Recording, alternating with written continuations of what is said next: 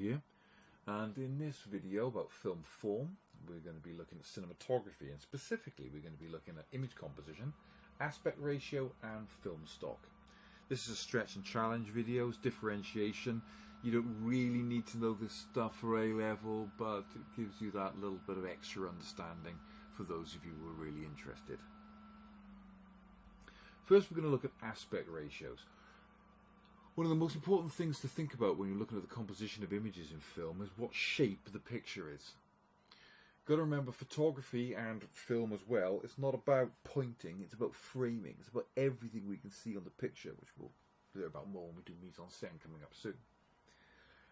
There are all sorts of different shapes of film image, and that's to do with the film stock you're using, or nowadays the digital sensors. There are many different kinds of aspect ratios, but these are the four most common ones.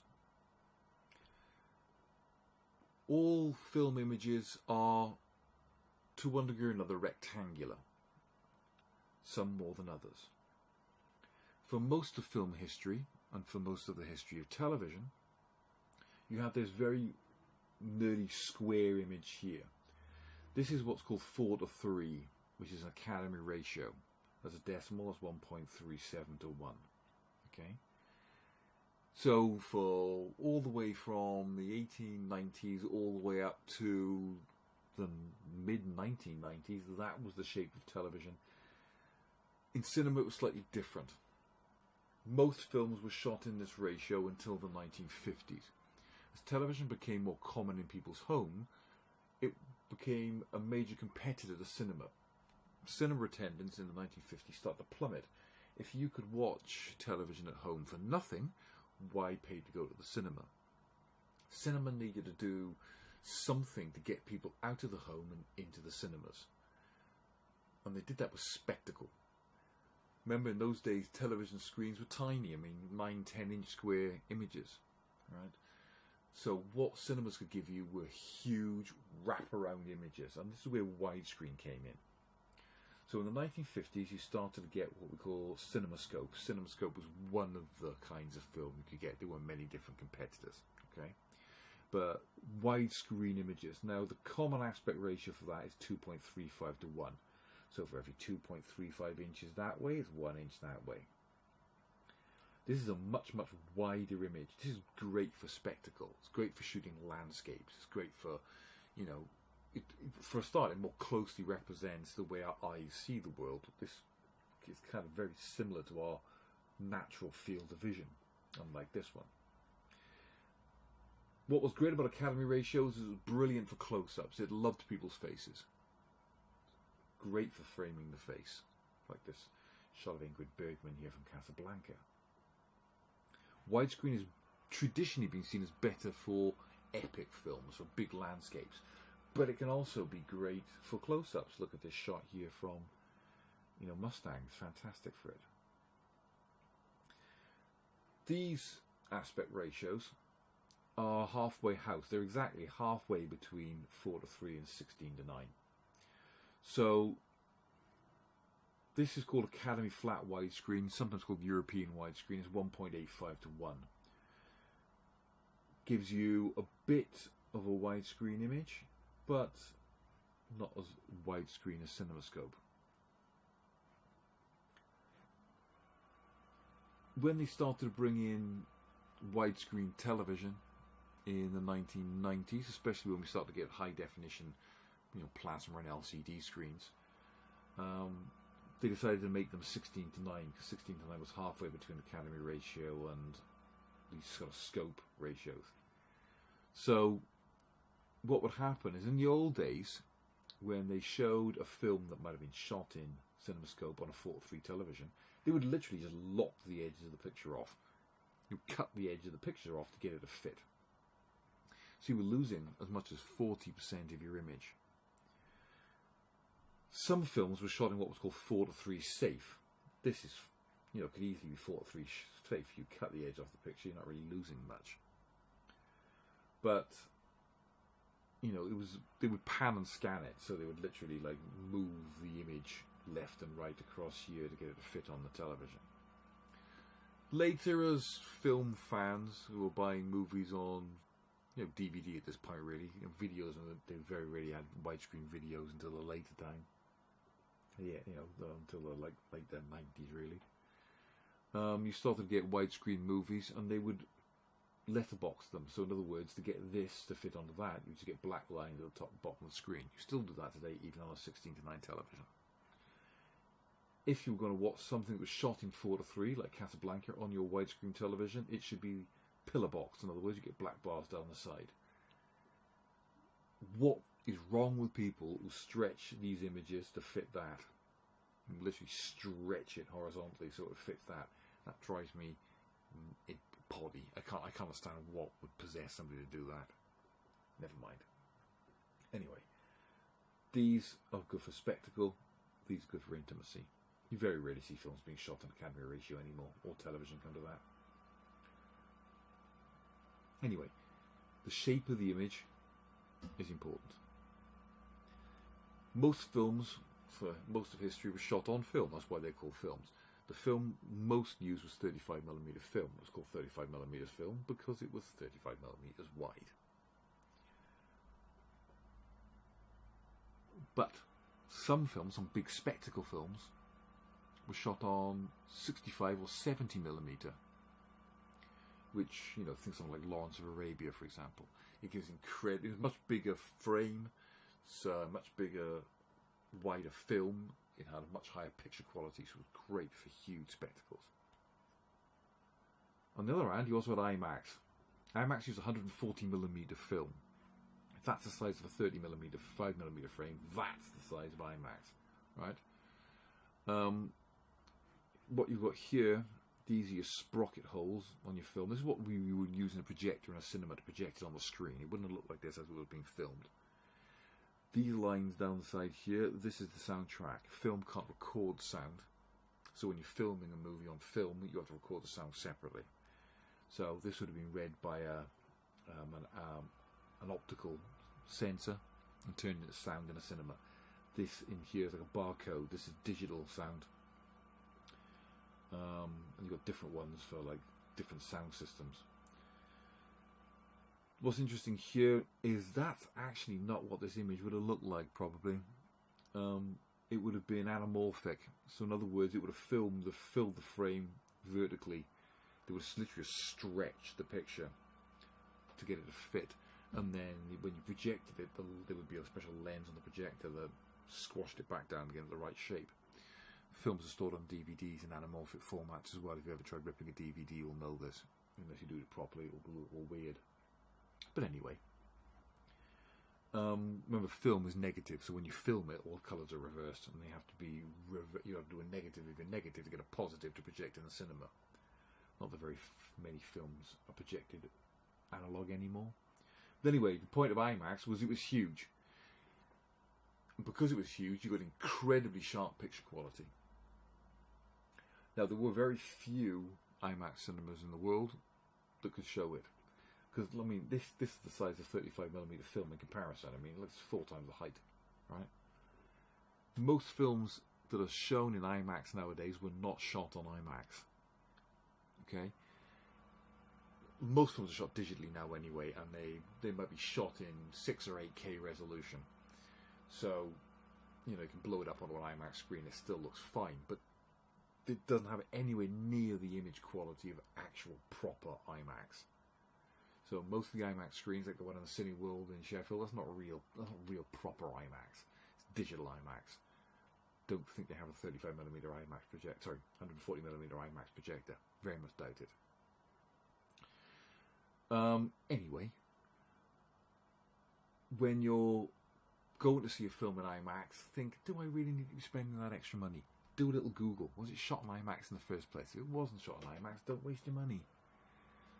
Some films are still being made on large film formats. If you look at like Christopher Nolan, for example, he loves to shoot on film, and he still shoots on 65 or 70mm IMAX. It's worth spending the extra money to go and see them. But, think what you're spending your money on. Same with 3D. Don't watch a 3D film anyway, they suck. But, Make sure it's shot in 3D and not converted afterwards, otherwise why waste your money? Anyway, what kind of aspect ratios of the films we are going to be studying shot in? Right, some of these films were shot on film, some of them were shot digitally. So, some of the films were obviously made before they invented digital cameras, right? So the first two, definitely. Apocalypse Now, shot on 35mm film, in an aspect ratio of 2.39 to 1. Vertigo, shot on 1.50 to 1 in 35mm VistaVision. That's the widescreen system it was using. And it was shot on Technicolor. Technicolor was interesting because Technicolor was actually filmed in black and white, and then what they would do was they would make 3 copies of the negative, and they would dye one of them red, one green, one blue, and when you combine the 3 together, you ended up with colour. Very expensive, but looked gorgeous. La La Land, shot in 2.55 to 1, 35mm, so it was a modern film, but it was shot on film, which is relatively unusual. Presumably, I think because they were trying to replicate films of the golden age of Hollywood, so they wanted to go for that retro look. Captain Fantastic, 2.35 to 1 aspect ratio, shot in 4.5K high definition digital video. Right, so most cinemas project in 4K, so that's good enough to be blown up onto a cinema screen. You can now get 4K Blu-ray as well, which is much higher in resolution than ordinary Blu-ray. Trainspotting, 1.85 to 1, 35mm, obviously predates digital. Sightseers, shot in 2.35 to 1 on 4.5K digital. You've got Mustang, that was shot on 2K. That's Blu-ray quality, high definition television quality, 2.35 to 1. Taxi Tehran, shot in 1.78 to 1. That used domestic little cameras. Don't know what kind of format those filmed. I haven't looked, I can't find. Fallen Angels, predates digital, shot in 1.85 to 1, 35mm. And Stories We Tell was shot in 1.85 to 1, but used a variety of different formats. 2K high definition digital video. That's 1080p basically, so we're talking, digital television, Blu-ray quality. Some of it was shot on Super 8, which was an 8mm wide old home movie format, and some of it was shot on 16mm. What's the difference? Right. Super 8 is not a professional format. It was made for people to shoot, birthday parties and weddings and babies' first steps and, holiday videos. It's a home movie format, okay? It came in little 2-minute long cartridges that you had to send off to get processed. They still make it, but it's very expensive. 16mm was largely made for television, really. It was the kind of format that was used by film crews, documentary crews, things like that. And 2K high definition digital video, the Sony Cinealta FW900 cameras that we used to make Stories We Tell were invented by Sony for George Lucas so that he could direct the Star Wars prequels. He was way ahead of his time when it comes to technology. So The Phantom Menace was the first full-length feature film shot on high-definition digital video. And look at the difference in image quality. Now, it's kind of difficult to go with these screen grabs. It's more obvious when you actually watch it on Blu-ray. It's more obvious when you see it in the cinema. But 2K high-definition digital video has got a pretty sharp image. Very realistic looking colours. Now, no digital video can come close to film. 35mm film's got a way, way, way better picture and image quality than any of the most advanced high-definition cameras. But since all films are projected digitally nowadays, does it really matter? Anyway, it's very sharp, very real looking. 16mm, as you can see, is much more grainy, it's much more fuzzy looking. And Super 8 is very grainy and fuzzy looking and has funny colours. Both of these look a little bit washed out. That's probably because I think they were largely shot on natural lighting. But Super 8 has got this very dreamy look to it. It's got these either super saturated colours or a kind of washed out look. So it's got a very distinctive aesthetic that, even though no one's shot home movies on Super 8 in decades, it's still commonly used to connote a sense of the past, of memory, of history, of, it suggests home movies. Anyway, it's been used for very specific reasons in stories you tell, which I'm not going to go into now, but very different aesthetic between the different images.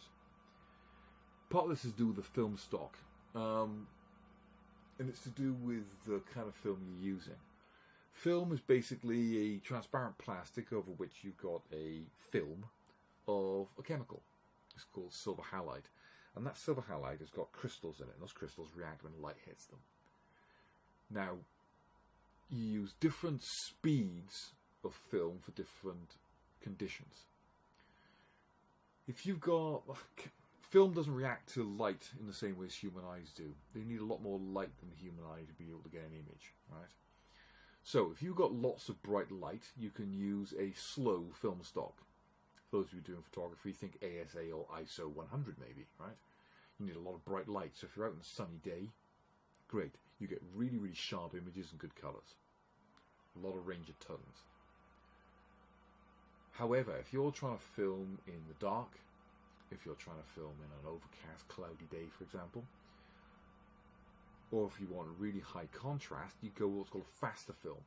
And the difference is that the silver halide crystals in a fast film are a lot bigger, and you can see the crystals, and they make the picture look grainy.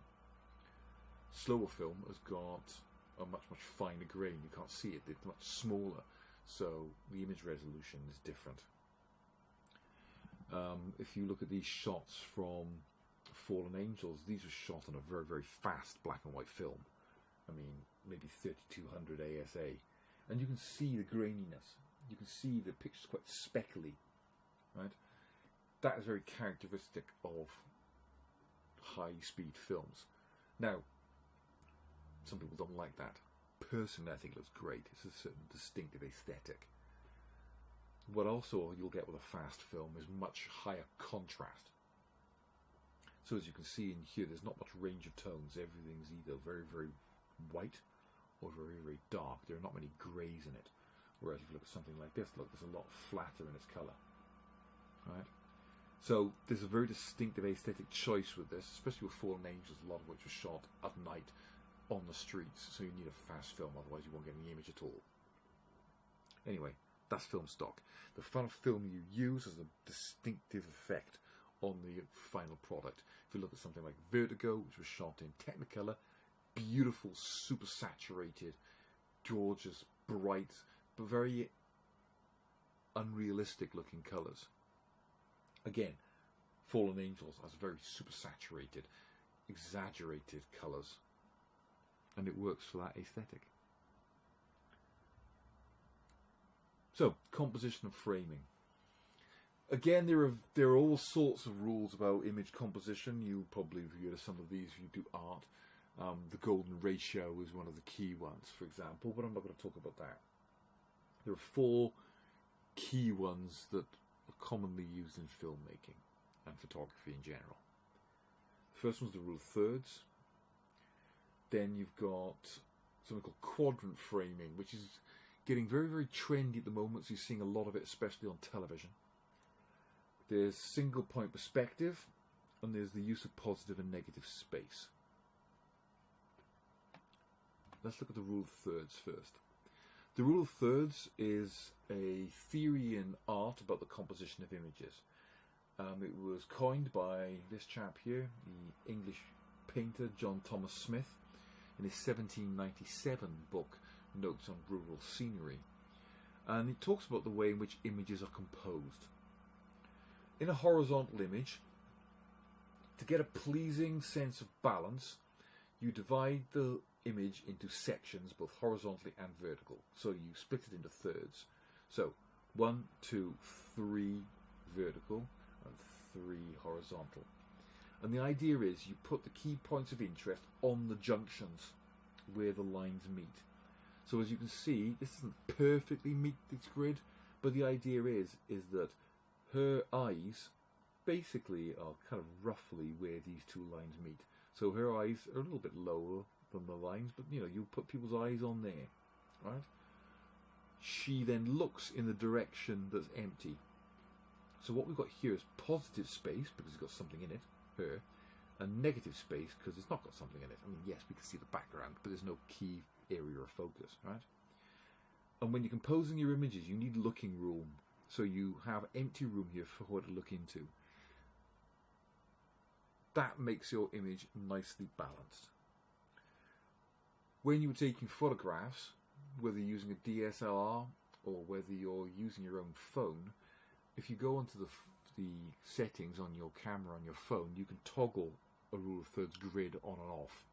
So if you toggle this on, it will help you to make better photographs because you'll be able to compose them better. Once you're used to this rule, you don't need the grid. You can do it just by eye, but it's a good thing to have on your camera when you're learning to take photographs, and think, because people have a tendency to A, stand too far away, and B, leave far too much headroom.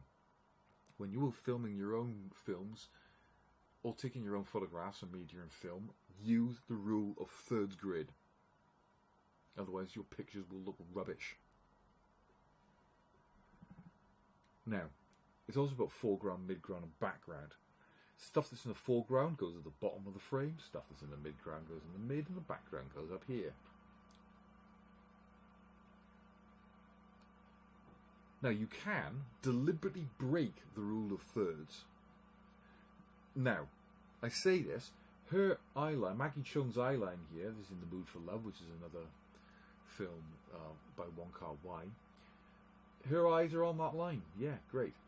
She's composed on that line there, just like you would with the rule of thirds. But what they're doing is they're breaking the rules of the looking room. Instead of looking into the negative space, she's looking off screen here. This is done deliberately. This connotes a sense of isolation. It connotes a sense of loneliness. But it's also creating a sense of mystery. What's she looking at? What's over here? We don't know.